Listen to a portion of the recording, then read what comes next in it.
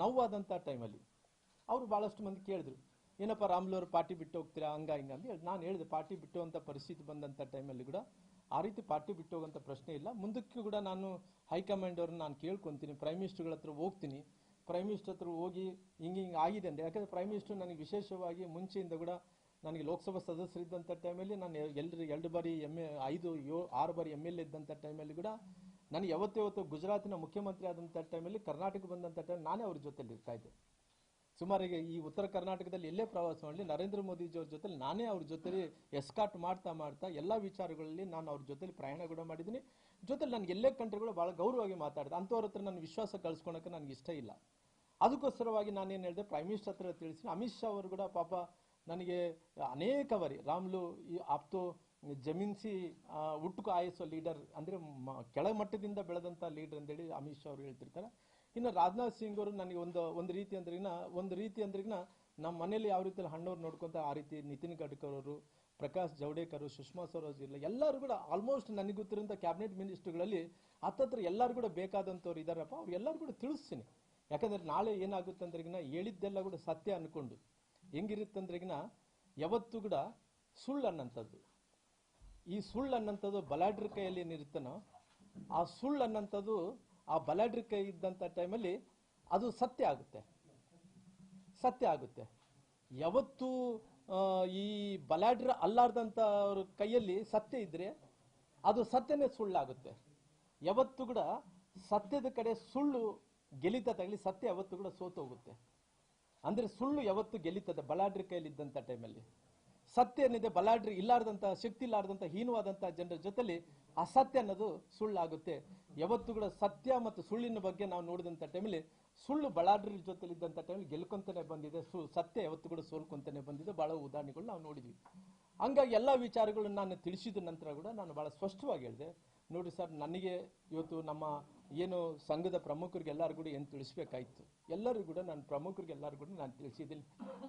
ನಾನು ಮತ್ತೆ ಪಾರ್ಟಿಯ ಹೈಕಮಾಂಡ್ ನಾಯಕರು ಯಾರ್ಯಾರು ತಿಳಿಸ್ಬೇಕಾಯ್ತು, ನಾನು ಯಾರ್ಯಾರು ಕಮ್ಯುನಿಕೇಷನ್ದಲ್ಲಿ ಬಂದಾರೋ ಆ ಕಮ್ಯುನಿಕೇಷನ್ ಬಂದಂಥವ್ರು ಎಲ್ಲರೂ ಕೂಡ ನಾನು ತಿಳಿಸೋಂಥ ಕೆಲಸ ಕೂಡ ನಾನು ಮಾಡಿದ್ದೀನಿ.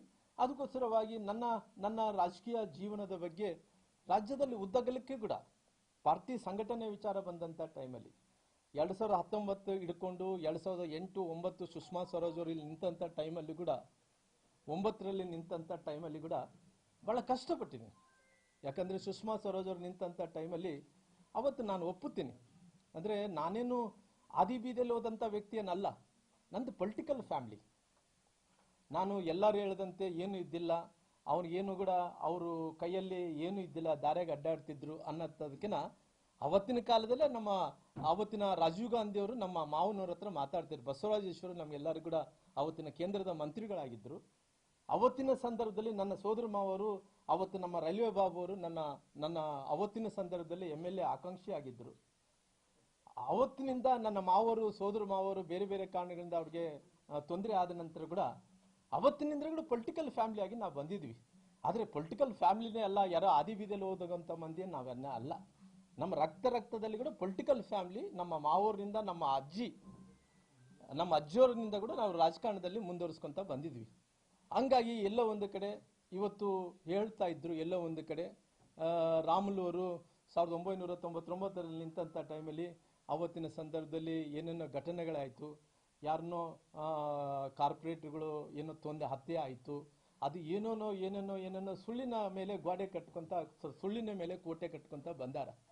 ರಾಮುಲು ಅವರ ಬಗ್ಗೆ ಇವತ್ತು ಜೀವನದಲ್ಲಿ ಅಂದ್ರೆ ಫೀಡಲ್ ಸಿಸ್ಟಮ್ ವಿರುದ್ಧ ನಾನು ಹೋರಾಟ ಮಾಡ್ಕೊಂತ ಬಂದೀನಿ. ಸುಮಾರು ಈ ಫೀಡಲ್ ಸಿಸ್ಟಮ್ ಅಂದ್ರಿಗಿನ ಯಾರ್ಯಾರು ದಬ್ಬಾಳಿಕೆ ಮಾಡ್ಕೊಂತಿರ್ತಾರೋ ಅವ್ರ ವಿರುದ್ಧವಾಗಿ ಎಲ್ಲ ಕೂಡ ನಾನು ಹೋರಾಟ ಮಾಡ್ಕೊಂತ ಬಂದಿದ್ದೀನಿ. ಯಾವತ್ತು ಕೂಡ ಬಡವರಿಗೆಲ್ಲ ಅನ್ಯಾಯ ಆಗುತ್ತೆ ಅಲ್ಲಿ ನಿಂತಿದ್ದೀನಿ. ಇವತ್ತು ಬಡವರಿಗೆ ಅನ್ಯಾಯ ಆದಂಥ ಟೈಮ್ ನಿಂತು ಗಟ್ಟಿಯಾಗಿ ಫೀಡಲ್ ಸಿಸ್ಟಮ್ ವಿರುದ್ಧ ಹೋರಾಟ ಮಾಡಿ ಬಡವರಿಗೆ ನ್ಯಾಯವನ್ನು ಕೊಡಿಸೋಂಥ ವಿಚಾರವನ್ನು ಮಾಡಿ ಇಲ್ಲಿ ತನಕ ನಾನು ಬಂದಿದ್ದೀನಿ. ಅನೇಕ ಬಳ್ಳಾರಿ ನಗರದಲ್ಲಿ ಹೋದರೆ ರಾಮುಲು ಅವರು ಇವತ್ತು ಹೋರಾಟದಿಂದ ಮೇಲೆ ಬಂದಂತನಾಗಲಿ, ಯಾರೇ ಕೃಪಾ ಆಶೀರ್ವಾದದಿಂದ, ಯಾರೋ ಕೃಪಾ ಕಟಾಕ್ಷದಿಂದ ಮೇಲೆ ಬಂದಂತವನ್ನಲ್ಲ ನಾನು.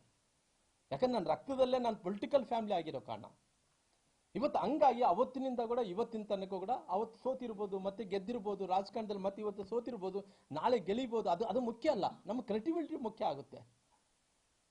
ಹಂಗಾಗಿ ಇವತ್ತು ಎಲ್ಲಾ ರೀತಿಯಲ್ಲಿ ಕೂಡ ನಾನು ಅವತ್ತಿನಿಂದ ಇವತ್ತಿನ ತನಕ ಕೂಡ ಪಾರ್ಟಿಯನ್ನು ಕಟ್ಟಂತ ವಿಚಾರ ಬಂದಿನಿ. 2015ರಲ್ಲಿ ಹೇಳ್ತಾ ಇದ್ರು ಅವ್ರೇನು 2015ರಲ್ಲಿ ನಾನು ಚಿತ್ರದುರ್ಗ ಜಿಲ್ಲೆಯಲ್ಲಿ ಮೊಣಕಾಲ್ಮೂರದಲ್ಲಿ ರಾಮ್ಲು ಅವರು ನಿಂತಿದ್ರು, ಜನಾರ್ದನ್ ರೆಡ್ಡಿ ಬಂದು ಯಾವ ರೀತಿಯಲ್ಲಿ ಮ್ಯಾಜಿಕ್ ಮಾಡ್ತಾನೋ ಮ್ಯಾಜಿಕ್ ಮಾಡಿ 45,000 ಓಟ್ಗಳಿಂದ ಗೆಲ್ಲಿಸಿದ್ರು ಅನ್ನಂತ ಮಾತನ್ನು ಇವ್ರು ಹೇಳ್ತಾ ಇದ್ರಂತೆ. ನಾನು ಹೇಳ್ತೀನಿ ಇವತ್ತು ರಾಮ್ಲು ಅವರು ಒಬ್ಬ ಶೆಡ್ಯೂಲ್ ಕ್ಯಾಸ್ಟ್ ಮಂದಿ, ರಾಮ್ಲು ಅವರು ಒಬ್ಬ ವಾಲ್ಮೀಕಿ ಜನಾಂಗದ ಮಂದಿ. ಭಾರತೀಯ ಜನತಾ ಪಾರ್ಟಿ ಏನೋ ಅಷ್ಟು ಸುಲಭವಾದಂತಹ ಪಾರ್ಟಿ ಅನ್ನಲ್ಲ, ಅದಕ್ಕೆ ಕೂಡ ಸುಮಾರು 100 ವರ್ಷ ಇತಿಹಾಸ ಇರೋಂಥ ಪಾರ್ಟಿ. ಆ ಪಾರ್ಟಿ ಅನ್ನಂಥದ್ದು ರಾಮ್ಲು ಅವರಿಗೆ ನಾವು ಯಾರನ್ನ ರಾಮ್ಲು ಅವ್ರು ಈ 2 ಕ್ಷೇತ್ರದಲ್ಲಿ ನಿಲ್ತಾರ ಅಂದ್ರಿಗಿನ ಯಾರು ಇಂದಿರಾ ಗಾಂಧಿ ನಿಂತಿದ್ಲಂತೆ, ರಾಜೀವ್ ಗಾಂಧಿ ನಿಂತಿದ್ರಂತೆ, ಎಲ್ಲ ಒಂದ್ ಕಡೆ ಅಟಲ್ ಬಿಹಾರಿ ವಾಜಪೇಯಿ ಅವರು ನಿಂತಿದ್ರಂತೆ, ಮೋದಿ ಅವರು ನಿಂತಿದ್ರಂತೆ. ಆದ್ರೆ ಭಗವಂತ ಒಬ್ಬ ಶೆಡ್ಯೂಲ್ ಕ್ಯಾಸ್ಟ್ ಮನುಷ್ಯನಿಗೆ, ಒಬ್ಬ ವಾಲ್ಮೀಕಿ ಜನಾಂಗವನಿಗೆ 2 ಕಡೆ ಅವಕಾಶ ಮಾಡಿಕೊಡ್ತಾರೆ ನೋಡ್ರಿ. ಮತ್ತೆ ಈತ ಬಂದು ಅಲ್ಲಿ ಎಲೆಕ್ಷನ್ ಮಾಡಿದ ತಕ್ಷಣನೇ ಮ್ಯಾಜಿಕ್ ಮಾಡಿ 45,000 ಓಟ್ ಗೆಲ್ಲಿಸ್ಬಿಟ್ರೆ ಅಂದ ತಕ್ಷಣ ಪಾರ್ಟಿ ಇದನ್ನ ನೋಡಿ ನನಗೆ ಮೊಣಕಾಲ್ಮೂರು ಟಿಕೆಟ್ ಕೊಟ್ಬಿಡ್ತದ? ಒಂದು ಉದಾಹರಣೆ ಹೇಳ್ಬೇಕು. ಯಾಕಂದ್ರೆ ಇವತ್ತು ಒಂದ್ ನಿಮಿಷ ನಾನು ಮುಗಿಸ್ರಿ ಸರ್. ನಾನು ಇವತ್ತು ಎಲ್ಲ ಒಂದ್ ಕಡೆ ಮ್ಯಾಜಿಕ್ ಮಾಡಿದ ತಕ್ಷಣ ಅವ್ರು ಗೆಲ್ಸ್ಬಿಡಕ್ಕಾಗತ್ತೆ. ಯಾರನ್ನ ಗೆಲ್ಸಕ್ಕಾಗಲ್ಲ, ಯಾರು ಸೋಲ್ಸಕ್ಕಾಗಲ್ಲ. ನಾನು ಇವತ್ತು ಬಹಳ ಕ್ಲಿಯರ್ ಆಗಿ ಹೇಳ್ತಾ ಇದ್ದೀನಿ. ಇವತ್ತು ರಾಮ್ಲು ಅವರು ಇವತ್ತು ಚಿತ್ರದುರ್ಗದಲ್ಲಿ 2015ರಲ್ಲಿ ನಿಂತರು. 2015ರಲ್ಲಿ ನಿಂತ ಟೈಮಲ್ಲಿ ಇವತ್ತು ರಾಮ್ಲು ಅವರು ಸೇರ್ಕೊಂಡು 6 ವಿಧಾನಸಭಾ ಕ್ಷೇತ್ರಗಳನ್ನ 2018ರಲ್ಲಿ ರಾಮ್ಲು ಹೋಗಿ ಅಲ್ಲಿ ನಿಂತಿಗೋಸ್ಕರವಾಗಿ 6 ವಿಧಾನಸಭಾ ಕ್ಷೇತ್ರ ಗೆದ್ದಿವಿ. ಯಾಕಂದ್ರೆ ಇಲ್ಲ ಒಂದು ಸೋತದ್ವಿ, ಚಳಿಕೇರಿ ಸೋತದ್ವಿ. ಚಳಿಕೇರಿ ಬಿಟ್ಟು 6 ವಿಧಾನಸಭಾ ಕ್ಷೇತ್ರದಲ್ಲಿ ಒಂದು ಚಳಿಕೇರಿ ಒಂದು ಬಿಟ್ಟು ಎಲ್ಲ ವಿಧಾನಸಭಾ ಕ್ಷೇತ್ರಗಳು ಗೆದ್ದಿವಿ. ಯಾಕಂತ ಹೇಳಿದ್ರೆ ರಾಮ್ಲು ಪ್ರಬಲವಾದಂತ ಕ್ಯಾಂಡಿಡೇಟ್. ಇವತ್ತು ನನ್ನ ಯಡಿಯೂರಪ್ಪವ್ರನ್ನ ಅಮಿತ್ ಶಾ ಅವರು ಮತ್ತೆ ಪುನಃ ನಮ್ಮ ನರೇಂದ್ರ ಮೋದಿಜಿಯವರು ಕರೆದು ಮಾತಾಡ್ರು. ನೋಡ್ರಿ ಶ್ರೀರಾಮ್ಲವರೇ, ನೀವು ಲೋಕಸಭಾ ಸದಸ್ಯರಾಗಿ ನೀವು ಯಡಿಯೂರಪ್ಪರು ಗೆದ್ದು ಬಂದಿದ್ರಿ. ಗೆದ್ದು ಬಂದಂತ 3 ವರ್ಷ ಅವಧಿ ಮುಗಿತಾ ಇದೆ, ಇನ್ನು 2 ವರ್ಷ ಉಳಿದಿದೆ. ಎಲ್ಲರೂ ಕೂಡ ಇವತ್ತು ಕರ್ನಾಟಕದಲ್ಲಿ ಮತ್ತೆ ಎಲೆಕ್ಷನ್ ಬರ್ತಾ ಇರೋ ಕಾರಣ ಎಲ್ಲರೂ ಕೂಡ ರಾಜ್ಯಕ್ಕೆ ಹೋಗ್ಬೇಕಾಯ್ತು ಅಂತೇಳಿ ನನಗೆ ಅವತ್ತು ಸುರೇಶ್ ಅಂಗಡಿ ಅವರು ಇದ್ರು, ಅನಂತಕುಮಾರ್ ಅವರು ಬಹುಶಃ ಇದ್ರು, ಅವರು ಬಹಳಷ್ಟು ಮಂದಿ, ಶೋಭಾ ಕರಂದ್ಲಾಜೆ ಎಲ್ಲರೂ ಕೂಡ ನಾವು MP ಸ್ಥಾನ ಬಿಡ್ತೀವಿ, ಕರ್ನಾಟಕ ಹೋಗ್ತೀವಿ ಅಂದ್ರಿಗಿನ ಪ್ರೈಮ್ ಮಿನಿಸ್ಟರ್ ಕುಂದು ನರೇಂದ್ರ ಮೋದಿಜಿಯವ್ರ ಕುಂದು ಒಂದೇ ಇಲ್ಲ ರಾಮ್ಲು ಅವ್ರನ್ನ ಯಡಿಯೂರಪ್ಪವ್ರನ್ನ ಬಿಟ್ಕೊಡ್ತೀವಿ ಅಂದ್ರಿಗಿನ ಅವತ್ತು ನನ್ನ ರಾಜೀನಾಮೆ ತಗೊಂಡು ನನ್ನ ಯಡಿಯೂರಪ್ಪವ್ರನ್ನ ಬಿಟ್ಕೊಟ್ಟ ನಂತರ ಕರ್ನಾಟಕಕ್ಕೆ ಬಂದು ಸ್ಪರ್ಧೆ ಮಾಡೋಂಥ ಟೈಮಲ್ಲಿ 2 ಸ್ಥಾನದಲ್ಲಿ ಇವತ್ತು ಒಬ್ಬ ವಾಲ್ಮೀಕಿ ಜನಾಂಗದವ್ರಿಗೆ ಯಾರ್ಯಾರೋ ದೊಡ್ಡವ್ರು ನೋಡ್ತೀವಿ 2 ಕಡೆ ಅವಕಾಶ ಮಾಡಿಕೊಟ್ಟು ರಾಮ್ಲು ಅವ್ರ ಕ್ರೆಡಿಬಿಲಿಟಿ ಇಲ್ಲಾರ್ದಂತೆ, ಜನಪ್ರಿಯ ನಾಯಕರಲ್ಲಾರ್ದಂತೆ ಪಾರ್ಟಿ 2 ಕಡೆ ಅವಕಾಶ ಮಾಡಿಕೊಡುತ್ತಾನೆ. 2 ಕಡೆ ಅವಕಾಶ ಮಾಡಿಕೊಟ್ಟಂತ ಟೈಮಲ್ಲಿ ಕೂಡ ಚಿತ್ರದುರ್ಗದಲ್ಲಿ ಮೊಣಕಾಲ್ಮೂರು ಹೊಸ ಕ್ಷೇತ್ರ ಆದಂತ ಟೈಮಲ್ಲಿ ಕೂಡ ಅವತ್ತು ಪಾರ್ಟಿ ನನ್ನ ನಿಲ್ಲಿಸಿದಕ್ಕೋಸ್ಕರವಾಗಿ 5 ಸ್ಥಾನಗಳು ಗೆದ್ದಿದ್ವಿ. ಅದೇ ರೀತಿ ಬಾದಾಮಿಗೆ ಕಳಿಸಿದ್ರು. ಬಾದಾಮಿಯಲ್ಲಿ ನನ್ನ ಸಮುದಾಯ ಇಲ್ಲ, ನನ್ನ ಬಾದಾಮಿಯಲ್ಲಿ ಯಾರು ನಾನು ಪಾರ್ಟಿ ಏನ್ ಮಾಡಿತ್ತು ಅವತ್ತಿನ ಸಂದರ್ಭದಲ್ಲಿ ರಾಮ್ಲು ಅವ್ರಿಗೆ 2 ಕಡೆ ನಿಲ್ಲಿಸಿದ್ರಿಂದ ಅನಂತಕುಮಾರ್ ನನ್ನ ಹೆಲಿಕಾಪ್ಟರ್ ಕರ್ಕೊಂಡೋದ್ರು. ನಂತರ ಪ್ರೈಮ್ ಮಿನಿಸ್ಟರ್ ಬಂದಿದ್ರು, ನಂತರ ಪ್ರೈಮ್ ಮಿನಿಸ್ಟರ್ ಜೊತೆಲಿ ಅಮಿತ್ ಶಾ ಅವರು ಬಂದಿದ್ರು, ಜೊತೆಲಿ ನಾವೆಲ್ಲರೂ ಜಗದೀಶ್ ಶೆಟ್ಟರ್ ಅವರು ಬಂದಿದ್ರು. ಅವತ್ತು ಬಾದಾಮಿಯಲ್ಲಿ ನಾಮಿನೇಷನ್ ಹಾಕಿ ನಾನು ಅವತ್ತಿನ ಸಂದರ್ಭದಲ್ಲಿ ನಾಮಿನೇಷನ್ ಹಾಕಿದಂತ ಟೈಮಲ್ಲಿ ಒಂದು ಬಾದಾಮಿಯಿಂದ ಬಿಟ್ಟು, ಬಾಗಲಕೋಟೆ ಜಿಲ್ಲೆಯಲ್ಲಿ ಬಾದಾಮಿಯಿಂದ ಬಿಟ್ಟು ಎಲ್ಲ 5 ಕ್ಷೇತ್ರಗಳು ಗೆದ್ದಿದ್ವಿ. ಅಂದ್ರೆ ರಾಮ್ಲು ಅವ್ರ ಕ್ರೆಡಿಬಿಲಿಟಿ ಇರೋ ಕಾರಣ ನಾಯಕ ಆಗಿನಾಗ್ಲಿ ಯಾರೋ ದಾರಿಯಾಗಿ ಹೋಗೋಂಥವ್ರು ಅವ್ರು ಮಾತಾಡ್ತಿದ್ರಲ್ಲ ಅವನು ಅಂತೇಳಿ, ಅವನು ಅನ್ನಂತ ಸಂಪ್ರದಾಯ ನಂದಲ್ಲ. ಯಾಕಂದ್ರೆ ಅವನು ಅನ್ನಂತ ಅವ್ನ ಕಲ್ಚರ್ ಆಗಿರ್ಬೋದು, ನಾನು ಅವನು ಅನ್ನೋದಕ್ಕೆ ಹೋಗಲ್ಲ.